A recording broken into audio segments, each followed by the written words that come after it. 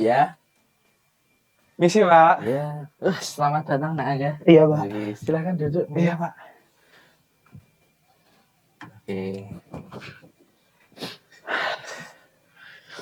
Pak sentuh begini. Biasa, Pak. Kan lagi musim pancaroba. Oh, Iya. oke. Selamat datang ini Nak Aga.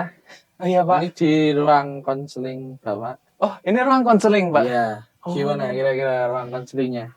Bagus ya, Pak. Bagus ya? Oh. Tapi, Dingin. Pak.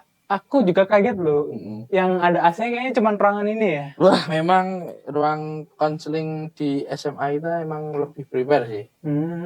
Gitu. Tapi kayaknya ruang konselingnya tidak memadai ya, Pak. Dari sisi apanya? Jumlahnya.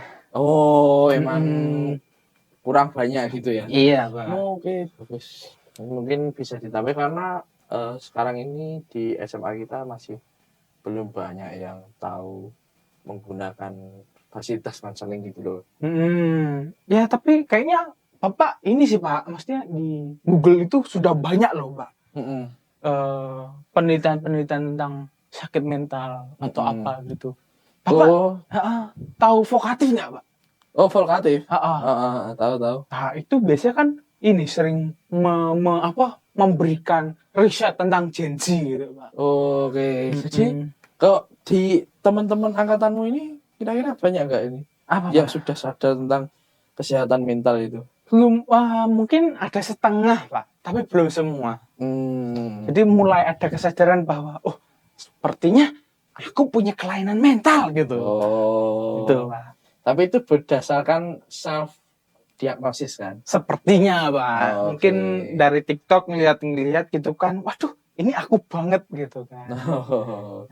Jadi self diagnosis kan. Tapi itu lebih baik, alangkah baiknya itu dikonfirmasi ulang dengan teknik konseling seperti ini. Nah, itu Pak. Oke. Mungkin perlu diperbanyak, Pak.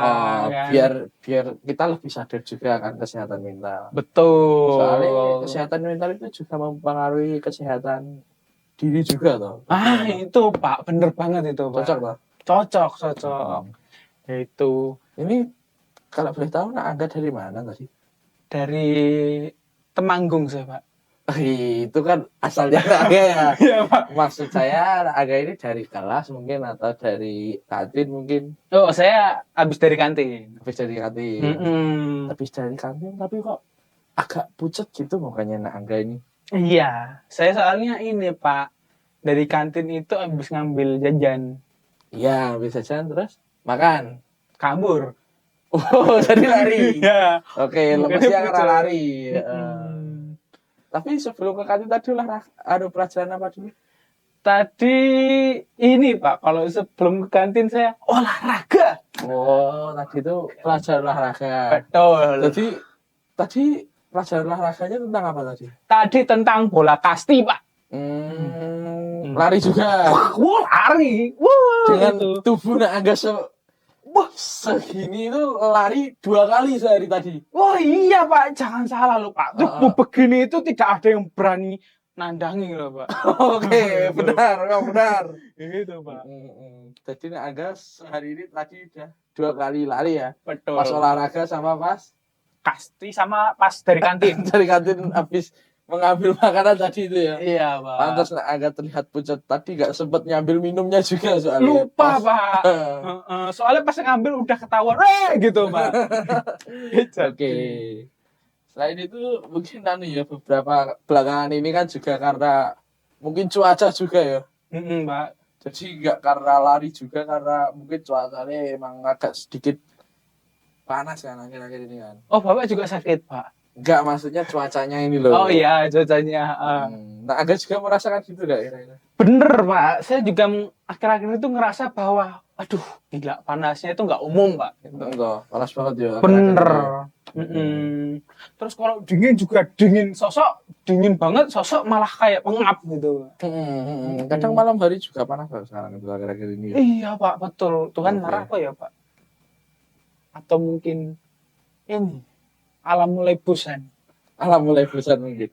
Melihat tingkah kita. Oke. Dan yang bangga dengan dosa-dosa pastinya. Iya, Pak. Kayaknya gitu. oke. Nah, kira-kira anak Angga tahu nggak nih di sini tuh mau ngapain gitu? Um, nggak tahu sih Pak. Saya pikir bakal main Laker tadi di sini. Ya tidak mungkin dong. Di ruangan ini kita main Laker ya pastinya kita akan konseling kan hari ini kan. Oh iya Pak, benar Pak. Jadi hari ini tuh sebenarnya Bapak itu ingin berbincang-bincang, pengen ngobrol-ngobrol santai aja dengan Nak Angga terkait tentang belajar Nak Angga akhir-akhir bulan ini. Oke Pak, boleh. Oke, kemarin kan Bapak habis membaca-baca nih tentang SBT yang dibuat anak-anak. Masih ingat nggak SBT? SBT. Ini tuh Pak, surat apa gitu kan Pak? Ya, itu SBT itu surat, ya katakanlah itu memang program Bapak yang bikin-bikin gitu loh. Untuk mengetahui apa sih kebutuhannya anak-anak gitu loh. Jadi itu SBT itu tentang surat buat Tuhan gitulah kira-kira. Oh, berarti kita, oh iya ding. Iya bener Pak. Nah, yang kamu tuliskan beberapa waktu yang lalu itu tentang apa yang kamu tuliskan di dalamnya itu membuat Bapak itu tertarik dengan Nak Angga sehingga menghadirkan Nak Angga pada kesempatan kali ini. Sepertinya kamu menuliskan hal yang cukup serius di dalam surat itu gitu loh. Bapak tertarik sama saya? Tertarik tentang ini loh tulisannya Nak Angga itu loh. Oh, tapi enggak lah Pak, orang saya nulis itu juga cerita biasa gitu. Oke. Maksud kamu Nak Angga ini menulis surat itu asal-asalan gitu atau gimana? Gimana ya? Kalau dibilang asal-asalan enggak, tapi ya ada benernya gitu loh Pak. Oke. Kalau gitu, kalau Bapak boleh tahu, boleh nggak kira-kira kalau Nak Angga Bapak minta untuk menceritakan ulang mengenai apa isi dari surat yang Nak Angga tulis itu? Enggak Pak. Soalnya ini Pak, isinya cuma ngeluh gitu loh. Maksudnya itu tuh aja nggak sesuai dengan instruksi Bapak yang katanya suruh nulis surat untuk Tuhan lah, yang cerita curhat gitulah Pak. Nggak ada, itu cuma ngeluh tuh. Cuma ngeluh doang Pak isinya. Nggak masalah Nak. Bagi Bapak itu mengeluh itu juga satu cerita juga kan. Bapak ingin mendengar secara eksplisit lebih langsung dan lebih mendalam apa aja yang kamu ceritain gitu. Jangan khawatir tentang hal itu. Iya deh Pak. Oke. Jadi gini Pak. Saya itu sebenarnya capek sama hidup ini Pak. Capek? Saya itu sering dibanding-bandingin sama orang tua Pak. Bentar. Nah, Angga bilang sering dibanding-bandingkan? Pak. Oke, saya ketik dulu ya. Jadi konteks dibanding-bandingkannya itu gimana Nak Angga? Jadi gini Pak. Saya itu kan anak kedua Pak, dari 3 bersaudara. Nah, bapak sama ibu saya itu lebih pro atau lebih condong ke kakak sama adik saya Pak. Oke. Jadi Nak Angga berpikir bahwa bapak dan ibu Nak Angga ini lebih sayang kepada kakak dan adik gitu. Bener Pak. Bener banget. Dibandingkan dengan Nak Angga sendiri. Benarkah begitu? Bener. Waktu itu Pak, pas saya terima raport ya Pak, kakak saya itu kan ranking 3. Adik saya yang paling kecil itu ranking 5. Saya loh Pak, saya ranking 2. Tapi malah yang didapat hadiah siapa Pak? Siapa? Kakak adik saya. Dan mereka rankingnya loh lebih rendah dari saya. Adik saya yang ranking 5 loh Pak. Oke. Dan saya tahu Pak, apa Pak? Saya tuh malah disuruh belajar. Tahun saya ranking 2, Pak. Apa enggak ini loh, Pak, saya tuh sakit hati gitu loh, Pak. Oke, tadi Nak Angga itu sebenarnya ranking 2. Berarti lebih unggul dari kakak dan adiknya. Nak Angga. Jelas.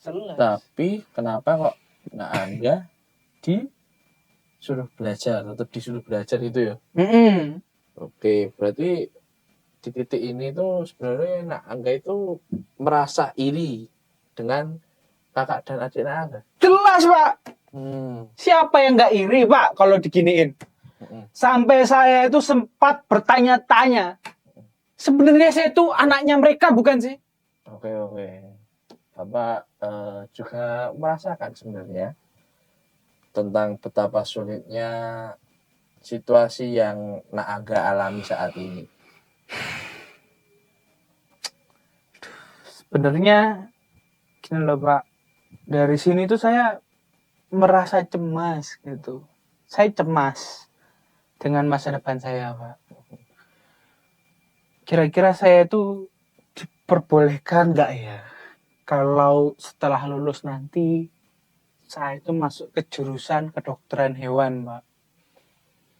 Sebentar. Diperbolehkan enggak Nak Angga masuk ke jurusan Kedokteran kedokteran hewan. hewan? Oke, berarti Nak Angga ini memiliki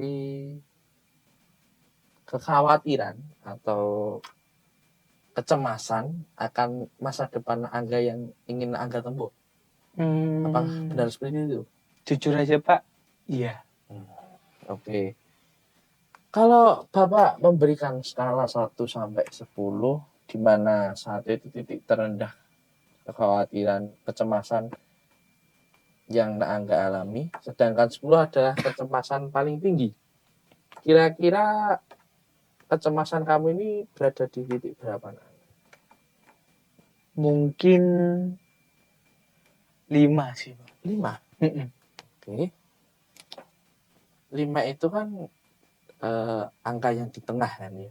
Iya, Pak. Dia nggak khawatir, cemas yang berlebihan, juga nggak yang tidak terlalu cemas juga. Antara cemas dan tidak cemas itu kan. Iya, Pak. Sedangkan di awal tadi Nak Angga mengatakan bahwa cemas sekali. Itu gimana kira-kira? Yang benar itu cemas sekali atau sedang-sedang saja? Sebenarnya gini, Pak. Saya itu cemas. Tapi saya itu sebenarnya memang nggak berharap banyak gitu kepada orang tua saya, Pak. Tapi ya itu, saya itu lebih berharap sama beasiswa, Pak. Oke, jadi Nak Angga ini kedepannya pengen masuk kedokteran hewan, mungkin karena cemas tidak ada biaya dari orang tua yang kurang setuju dengan Nak Angga, terus Nak Angga memilih jalur untuk menggunakan program beasiswa, begitu kira-kira?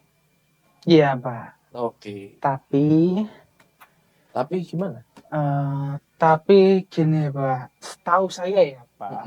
Kalau ikut program beasiswa itu kan nilai rapotnya harus stabil. Benar. Nah, atau bahkan kadang ada yang minta nilainya harus naik gitu, Pak. Nah, tapi saya semester ini aja itu nilainya anjlok, Pak. Saya takut kalau misalkan nanti pas saya daftar itu ternyata nggak lolos. Oke. Benar apa yang dikatakan Nak Angga. Berarti Nak Angga ini sebenarnya sebelumnya udah pernah survei tentang beasiswa ya? Pak. Udah pernah searching, research gitu ya? Pernah, Pak. Oke. Memang benar beasiswa itu ditempuh gitu, tapi juga beasiswa itu bisa diperoleh dengan cara lain sebenarnya. Nilai rapot merupakan salah satu beasiswa yang pokok paling utama dan kebanyakan beasiswa itu ngambilnya dari situ. Tetapi ada kok beberapa opsi lain. Oh ya, Pak? Kok saya nggak tahu ya? Mungkin ada hal-hal atau apa ya, mungkin cara, Pak. Nah, buat dapetin itu. Oke, Sebenarnya beasiswa ini bisa diperoleh dengan memberikan sertifikat perlombaan. Contoh perlombaannya apa, Pak? Wah, banyak banyak yang bisa dimasukkan. Hmm. Nah, baik akademik maupun yang non akademik ya ini konteksnya ya. Oke. Terlebih Naangga ini sekarang kan masih kelas 10. Hmm. Masih ada jenjang kelas 11 dan jenjang kelas 12. Hmm. Itu kan waktunya yang cukup lama kan. Betul, Pak. Nah, Naangga masih memiliki banyak kesempatan untuk mengikuti perlombaan-perlombaan. Hmm.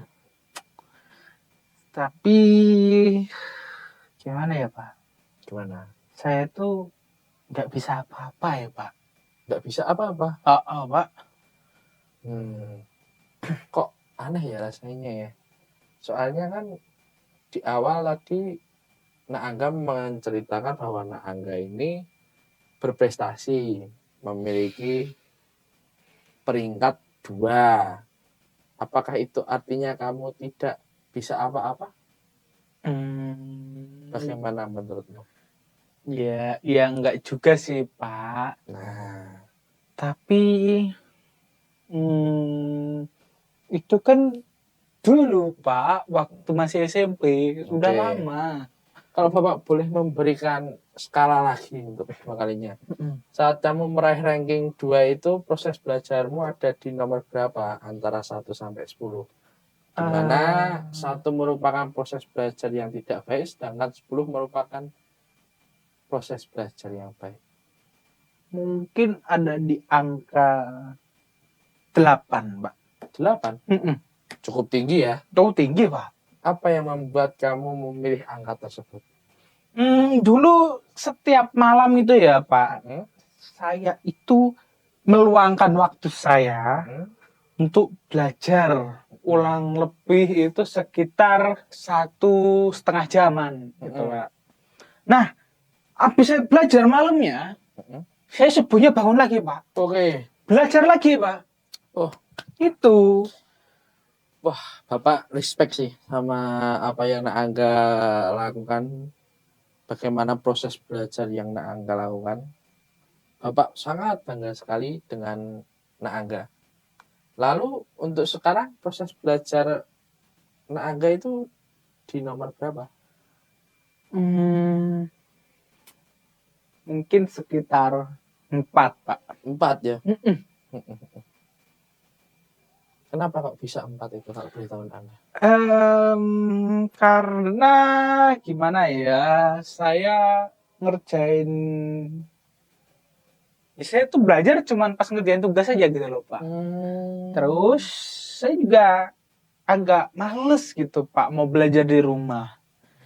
Kan kalau di rumah itu isinya cuman apa ya? Ya orang tua gitu, Pak, rame berisik. Apalagi denger ibu marah-marah ke saya gitu kan. Bapak juga marah-marah ke saya. Jadi saya tuh kayak seolah-olah itu selalu salah di rumah gitu, Pak. Oke. Nah, jadi saya males aja di rumah gitu, Pak, mau Oke. belajar. Oke, jadi karena Naangga ini sering mendapat apa ya katakanlah marahan, makian dari orang tua itu membuat intensitas belajar Naangga itu menurun ya. Betul, Pak. Dari dulu yang SMP memiliki program belajar yang baik, kemudian sekarang karena banyak makian cacian itu membuat Naangga itu capek gitu dengarnya terus jadi malas belajar. Apakah kira-kira benar begitu? Betul, Pak, betul. Oke, perilaku yang seperti itu tuh menurut Bapak jangan dipertahankan ya. Jangan dijadikan itu sebuah kebiasaan. Hal tersebut menurut Bapak itu agak sedikit kurang. Terlebih kamu memiliki harapan besar untuk mendapatkan beasiswa. Itu sangat tidak relevan menurut Bapak. Iya juga sih, Pak.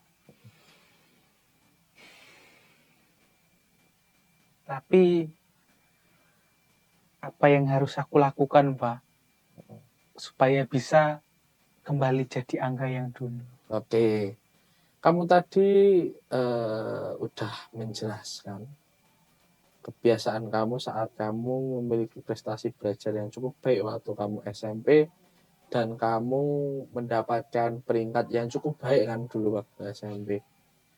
Menurut Bapak, apa yang telah kamu lakukan waktu SMP dulu, alangkah baiknya kalau itu dilakukan kembali.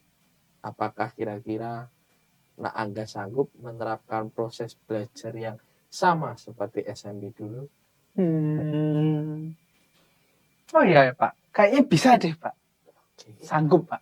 Sanggup? Mm-mm. Oke. Mungkin Jadi akan mulai sejak kapan Angga bisa melakukan hal tersebut? sekarang aja deh Pak. Mulai sekarang saya bakal ngelakuin rutinitas yang produktif kayak dulu lagi Pak. Oke. Bagus. Lanjut dulu. Jadi saya itu pengen kembali jadi Angga yang dulu, yang produktif demi beasiswa Pak. Oke, bagus sekali anak Angga. Optimis anak Angga ini memicu anak Angga giat untuk belajar lagi pastinya. Betul Pak. Oke, Bapak senang mendengar apa yang Nak Angga telah katakan. Namun perlu kita ketahui, perlu kita ingat kembali bahwasanya belajar yang rajin bukanlah semata-mata untuk mendapatkan beasiswa saja ya. Perlu diingat kembali ya. Belajar itu bukan semata-mata Nak Angga mencari sebuah beasiswa. Tetapi yang paling penting adalah belajar itu untuk bekal kehidupan di masa yang akan datang. Itu yang perlu diingat ya. Pak, oke Pak. Bapak ada benernya sih Pak. Jadi saya itu jadi sadar kan Pak bahwa belajar itu nggak cuman buat dapetin beasiswa gitu kan. Tapi juga sebenarnya banyak pelajaran, terus makna gitu kan Pak. Yang bisa apa ya, yang bisa saya ambil, saya dapat supaya itu tuh jadi bekal untuk saya ke depan gitu Pak. Nah, supaya saya itu menjadi pribadi yang lebih berkualitas gitu, Pak. Bagus, Nak Angga. Pertahankan jiwa optimisme ini dan niatmu yang telah kamu buat. Buktikan bahwa kamu itu sebenarnya bisa, Nak Angga. Jika nanti ke depannya, Bapak akan memantau terus perkembangan Nak Angga. Dan jika Bapak melihat nilai Nak Angga itu mengalami kenaikan yang semakin membaik di semester yang akan datang, Bapak akan mendaftarkan Nak Angga ini untuk mengikuti lomba-lomba akademik mungkin ya, Pak. baik seperti lomba cerdas cermat, olimpiade atau yang lainnya. Makasih ya Pak. Ya. Bapak itu sudah mau nolong saya, sudah mau bantu saya Pak. Iya. Saya juga terima kasih buat Bapak karena sudah nyadarin saya.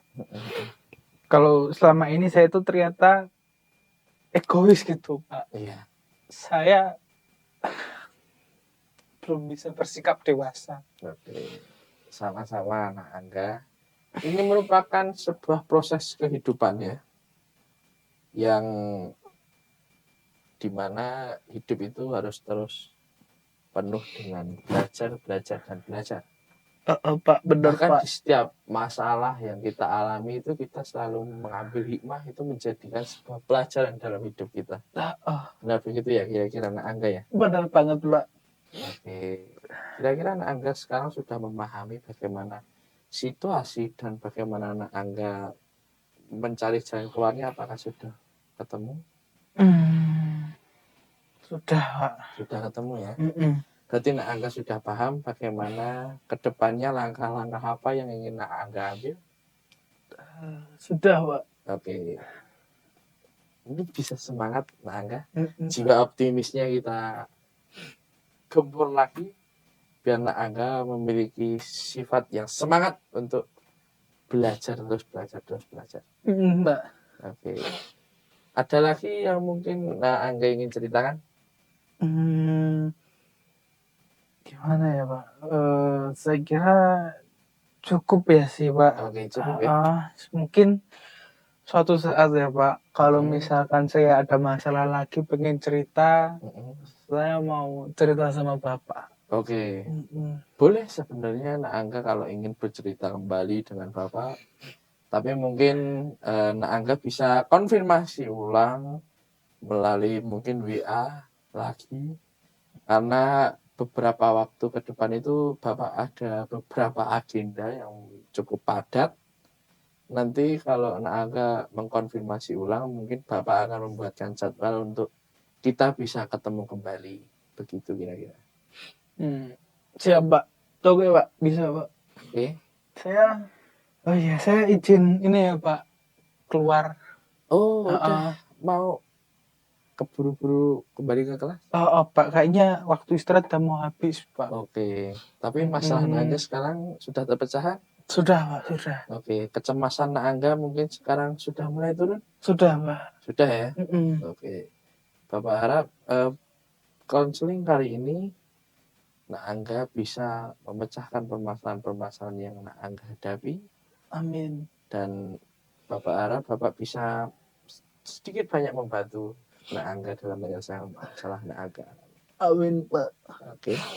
Kalau gitu saya izin ini ya Pak, masuk kelas ya Pak. Ya, baik Angga. Semangat untuk belajarnya ya. Baik Pak. Terima Oke. kasih Pak. Iya. Kacamatanya. Oh Jangan lupa. iya Pak. Oke. Mari Pak. Ya, mari.